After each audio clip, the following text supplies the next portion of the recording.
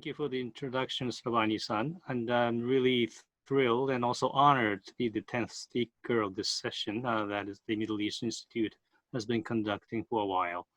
I see my friends here, Kumal, and also Dr. Keseshian, both of them whom I knew from the past. And it's really also an important opportunity for me to address the issues related to Iran, but also Japanese diplomacy vis-a-vis the Middle East in a broader perspective. Now, today I'll be drawing some, say, analogy from the past and also to try to see what is happening of today and to see how we see the current situation related to Iran and the United States as well. Because it's not only about Japan and Iran when it comes to our bilateral relationship. There is a factor, a very important and large element of the presence of the United States. Has a say in our relationship with Iran. So I'd like to also draw your attention to that as well. As a background, I'd like to talk about the developments that have been happening over the past 90 years or so. Year 2019, which means last year was the 90th anniversary of our formal diplomatic relationship established between the two countries.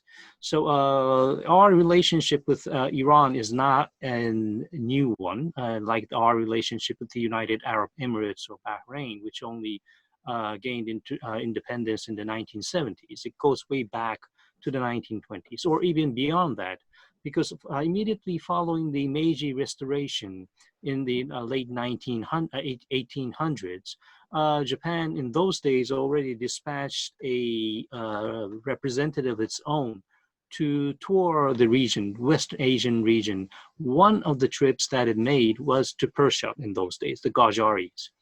And it recorded a very intensive note that is also, say, quite interesting to read today. Unfortunately, it's only in Japanese, and there is sort of an unofficial Persian Farsi translation to it, but unfortunately, there's no English version to that. But the story tells of how the people were living in those days in Persia and how they perceived their own country and other states as well. And one point which happened later after the turn of the century, which was also important not only to Persia, but also to Turkey as well, or the Ottomans as well, that we had a war to fight with the Russians. And the immediate consequence of the war with the Russians was that Japan prevailed over the Russians. And that sent sort of a special message to the countries in the region which had traditionally been finding annoyance with the Russians from its northern neighbor. Now, having said that, we in those days, meaning the late 19th century and the early 20th century, Japan was an imperial state, and so was Iran. So we shared sort of a commonality between having the two states or two monarchies, Eastern Asia, like Japan, and the Iranian Empire in the West Asia. And that turned into another, development following the Second World War. After the World War II, we understood that the resource-rich Iran would be extremely important for our relationship with the other outer world. And even though the Iranians were defeated in their initial movement of nationalizing their oil industry, we still had an opportunity to send in a oil tanker to Abadan, not Bandar Abbas, but to Abadan, to collect Iranian petroleum goods to ship into Japan, despite the existence of the British and US naval blockade. So this was a sort of a historical moment that reached its height in those early days. That happened in the 1950s. And we were still, in those days, Japan were at the verge of the reconstruction of our own following the World War and the devastation that we experienced throughout the years of war with the United States and its allies. So we were looking for a stable energy supplier, and we went to Iran. And of course, Iran welcomed us, and we had had sort of a very, say, cordial relationship ever since then. But that even turned to an even deeper mutual understanding and coordination, cooperation in the 90s. I mean, the 1970s, I mean. And that was that the Shah, Muhammad Reza Pahlavi, the Shah in those days, were looking for an alliance with a non-European or non-Western state to, say, extend its ability, the Iranian ability, and transform it to an industrial state.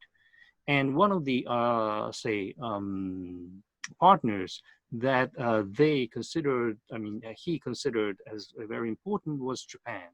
So in the 1970s, what happened, this happened slightly before the first oil shock, but still carried on after the oil shock as well, was that the Iranians were willing to give the Japanese companies a concession to develop its own oil fields. One was in Lodestan, the province of Lodestan, and there were several others on the offshore oil fields. And none of them turned out to be successful in its exploration.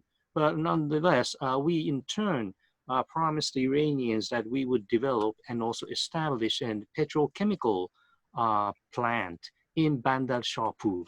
In today's term, it's Bandar Khomeini in the Persian Gulf. So this was sort of a reciprocatory move that we shared in those days. But that was the 1970s. Then came the revolution. The revolution of 1979 occurred. The Iranians, say, curtailed their relationship with the West and also with the Americans, or at some moment they even had a cessation of diplomatic relations with those states. Now, in those days, what we found interesting and also important for us, our strategy, was that Iran remained to be a major OPEC player or actor. And also it meant that it was a non-Arab state. And this was slightly different from the Arab states that lie in the Persian Gulf, including Saudi Arabia and United Arab Emirates as well. And we did still require an amount of oil that we used to rely on Iran. And to give you an idea of how our reliance on Iranian oil was in those days, was that up in the year 1972, at one point, at 1 year, we were importing roughly half of our total necessity of oil from Iran alone, 47% plus. But this was sort of an annual sum up. And if you look into the details of month by month, at one point you have like 70% of oil coming from, during a single month, coming from Iran. So Iran was a major player in the Japanese oil market, and we were heavily reliant on them. But what happened following the revolution was that the Iranians had, or the revolutionary Iran faced difficulties with its former Western allies, including the United States. And some of them actually did curtail their relationship. Still, Iran was moving towards, at least in their minds, for industrialization. And even despite the fact that Westernization was targeted by the revolutionary movement, their idea to modernize the country in an industrial form was still there. So we remain to be a major trading partner with Iran, as well as our, say, willingness to export our technology to Iran if, conditions allow it to do so. But despite the isolation of the revolutionary Iran, we did proceed with our own diplomacy. Since September 1980, Iran faced the attacks of the Iraqis, which lasted for approximately 8 years. And even those days, we tried to maintain our neutrality and try to mediate to form a sort of a understanding that would end up in a ceasefire. Of course, we never succeeded in that attempt, but our willingness and our overture to the Iranians as well as to the Iraqis were there present, as obviously there. And we maintained our cordial and also uninterrupted relationship with Iran throughout the 1980s, 90s, and up until today. That hasn't changed. And one thing that most people don't understand is that we do share, we meaning Japanese, and with the Iranians do share one point that throughout the experience of war, which is the victimization through the use of WMDs. We suffered from the Hiroshima and Nagasaki A bombs, while the Iranians suffered from the Iraqi chemical agent attacks. And during the 80s, we have admitted a number of Iranian civilians to our hospitals to be treated of these chemical attacks. So there is some commonality within the two states and also the nation. Now, turning to the point of what is happening in these days is that, first of all, the bilateral relationship remains strong in our minds. Year 2019, meaning last year, not only was it the 90th anniversary of our formal diplomatic relationship, it was also a year that in a single year, our prime minister visited Tehran after 41 years. The last prime minister to visit Iran was back in 1978, prior to the revolution. So this was the first opportunity for a Japanese prime minister to visit the Islamic Republic. And 6 months later, at the end of December, towards the end of December, President Rouhani visited Tokyo. And this was also the 19th, after the absence of 19 years, this was the first opportunity that the Iranian president was here in Tokyo as well. So 2019, our bilateral relationship was at its sort of a height, meaning the, say, two leaders visiting each other's capitals. But one thing that never happened in the past, or was not there in the past, was the unilateral US secondary sanctions that kicked into effect as of May 2019. And this had a tremendous negative effect on our relationship with Iran, meaning that starting from March 2019 and onwards, Japan Japan was not able to import a single gallon of oil from Iran. And this has never happened in the past, ever since the 1950s, when we started lifting Iranian oil during the nationalization process of the Iranian oil industry. And that was the moment. I mean, that was sort of a difficult moment that we are facing, the challenge that we are facing as of today. It remains during the year of 2020 exactly the same. So our governmental statistics tells that during the fiscal year of 2019, which started from April 2019 and went on to March 2020, we have not lifted any single liter or gallon or barrel of Iranian oil. And this is unprecedented. And surely it would have a negative effect, if not today, in the future, of how Iranians would see Japan as a friend or an ally or any partner or a reliable partner in that sense. This was the bilateral issue. Now, the regional issue is also surmounting. Now, in the Middle East, as we have seen recently, the United Arab Emirates is moving forward to establish its full diplomatic ties with the state of Israel. And the Iranians are totally annoyed with that. It was only about yesterday that Ayatollah Khamenei had strongly condemned the UAE decision to establish its relationship and call them as sort of a traitor. But that's not the only issue. Now, there are several incidents at sea during 2019 that was recorded, the attacks on oil tankers or other ships, vessels traveling through or navigating through the Strait of Hormuz or through the Persian Gulf. And this has raised sort of a, say, alarming bell here, rang an alarming bell here in Tokyo that what is going on there.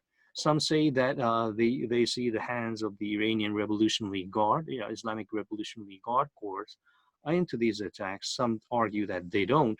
We are not able to find the source that would tell what has actually happened. But the tension is rising. And not to forget that January 2020, just after the turn of the year, we witnessed an incident that may have led, some say that may have led to the World War III, which also is sort of an exaggeration, but yet there was a heightened tension starting from that point. So the Middle East is in turmoil. And we do have an interest in the Central Asian republics as well. And we have considered that Iran could be a possible gateway to our access to the Central Asian republics, just like I believe India has been eyeing Iran about. And for that matter, we have had our Prime Minister and also your Prime Minister, Indian Prime Minister Modi, have had these sort of discussions or summit meetings to try to coordinate our efforts in, say, curtailing or countering Chinese influence in the region, not only in the seas, but also on land. Now, Iran falls into this category, meaning that the port of Chabahar and its development plans have been sort of a source of interest for India as well as for Japan. We have been trying to, say, delist the region as are for the Japanese nationals to not from the no-go zone designation. We here in Japan have this Foreign Ministry of Japan have listed a series of locations, geographical locations throughout the world where they consider that it is not safe for Japanese national to be engaged in any sort of political or economic activity or even humanitarian activities. And southeastern part of Iran, meaning Sistan and Baluchistan province, unfortunately falls into that category. But the Japanese government has tried, or somehow tried to circumvent that sort of a listing and have delisted the port of Chabahar and its surrounding areas from that no-go zone, or the so-called red zone that Japanese nationals are not allowed to be there. So despite the fact that we've been trying so hard, and also that we have tried, I think India has equally tried to talk to Washington that the port of Chabahar and the surrounding regions are detrimental for to establish an access or alternative access to Afghanistan and Central Asian states is important and vital. And for that matter, even under President Donald Trump, which has exerted extreme pressure against Iran, the port of Chabahar and its development has been, say, receiving a what you call it, are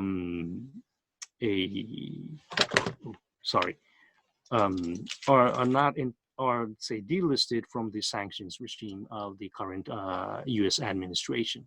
So the waiver that the U.S. president has allowed to give to the development of Chabahar remain to be our, and also India's as well, and also for the Iranians as well, a source of convergence where we could act and also have sort of understanding and cooperation together with us.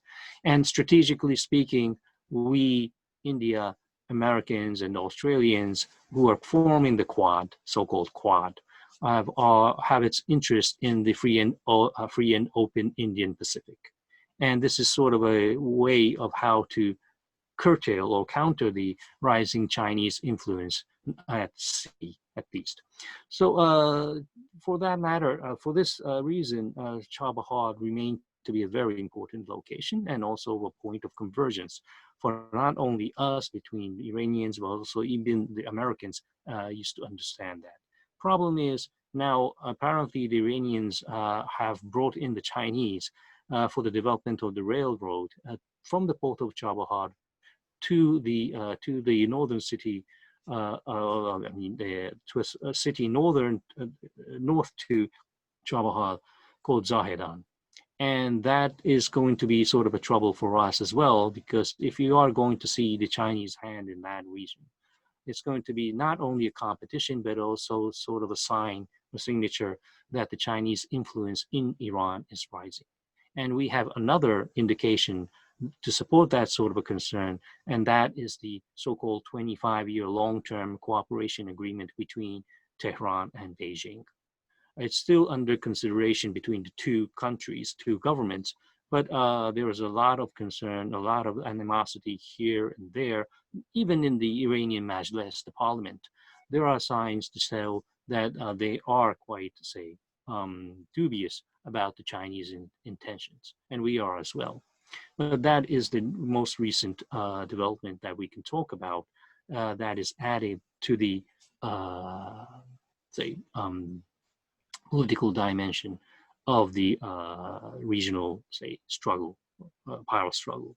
And not only that, again, I'd like to reiterate about the Asian Pacific, meaning the free and open Indian Ocean, right? And internationally, we have been promoting the non-proliferation of nuclear weapons and also WMDs.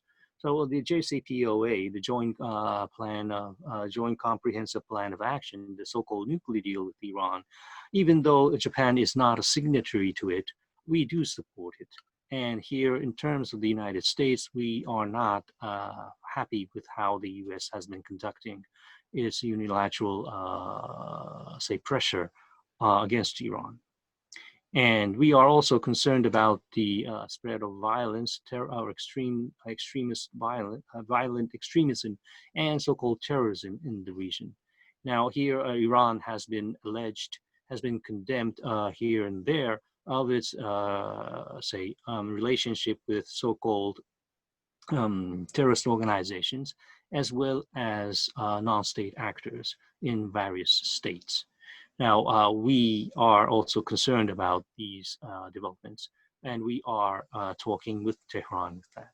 So even though we have been quite comfortable bilaterally, there are rising, say, issues that has been added, as has been, say, included or has been injected into our bilateral relationship that is causing a lot of difficulties to manage here in Tokyo as well as in Tehran. And the latest is the resignation of Prime Minister Abe. It happened only a couple of days ago, over the weekend, rather call it.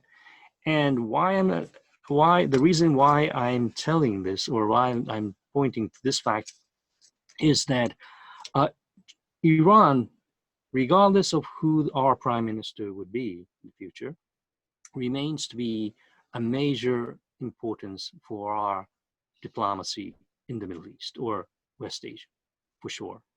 But it was under Prime Minister Abe's initiative, or his government, that actually made possible his visit to Tehran, despite the fact that the Americans were totally against it in the initial stages, and also the return visit by President Rouhani to Tokyo.